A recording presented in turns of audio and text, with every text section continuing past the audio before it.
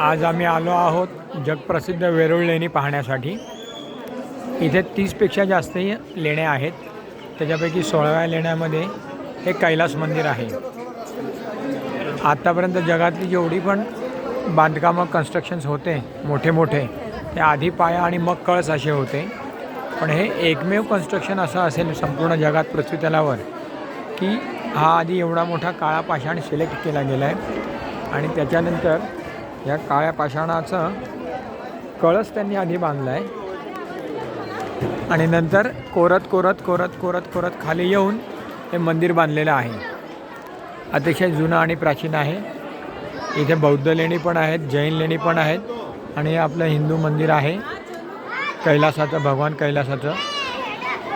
भगवान महादेवाचं आहे। त्याला कैलास मंदिर असं सुद्धा म्हणतात। मंदिरात जर तुम्ही बघाल तर अतिशय कोरीव अशी शिल्प आहेत। खूप शिल्पकृती इथे आहेत की ज्या अतिशय कोरीव आहेत।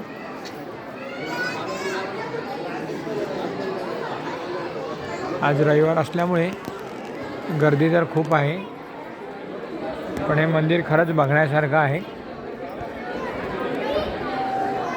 आणि त्यावेळी हे कन्स्ट्रक्शन कसं केलं असेल ते इथे आल्यानंतरच आपल्याला आश्चर्यचकित होता येते।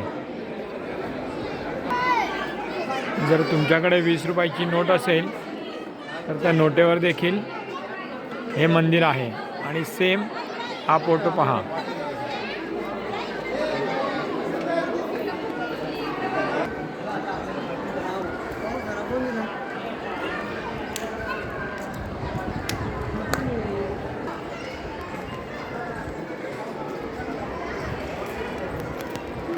मंदिरावर जी काही नक्षीकाम असलेल्या मूर्त्या आहेत त्या बऱ्याच मूर्त्या आता भग्न अवस्थेत आहेत। इथले लोकल गाईड सांगतात की औरंगजेब जो मुघल सम्राट होता त्याने देखील या मंदिरावर आक्रमण केलं होतं आणि खूप या मंदिराची नासधूस त्याने केली। पण इथे खरोखर येऊन बघायला पाहिजे की एवढ्या मोठ्या पाषाणात वरून खालपर्यंत कोरत येऊन हे मंदिर बनवलेलं आहे।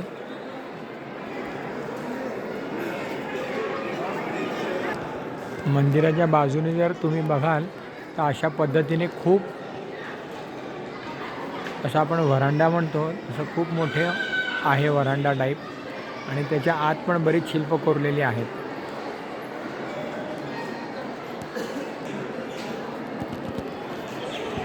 आता आपण मंदिराच्या बॅक साईडला आलेलो आहोत।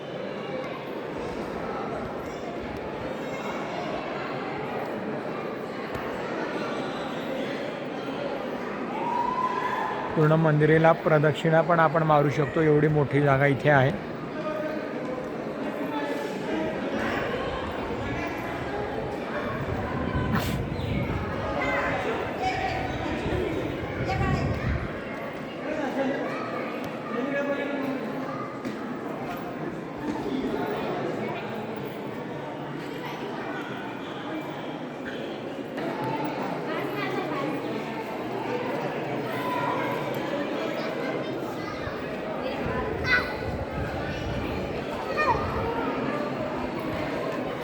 मंदिर बघताना खरंच हे येतं आहे मनात विचार की किती त्यावेळची टेक्नॉलॉजी प्रगत असेल आणि त्या लोकांनी कशा पद्धतीने आज त्यावेळेला या मूर्त्या बनवल्या असतील।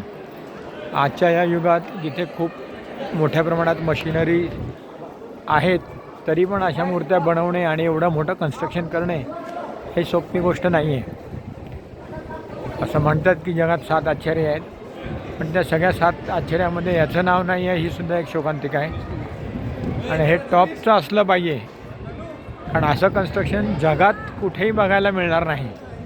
एवढं मोठं की जे पाषाण पूर्ण कोरलेले आहेत आणि त्यातसुद्धा एवढ्या बारीक बारीक मूर्त्या कोरलेल्या आहेत, एवढं बारीक नक्षीकाम आहे, एवढ्या मूर्त्या अशा पद्धतीने हा खांब मंदिराच्या दोन्ही बाजूला आहे, लेफ्टला राईटला। हा हत्ती तुम्ही पाहू शकता, भग्नावस्थेत आहे, पण पलीकडचा हत्ती अजून थोडा तरी चांगला आहे।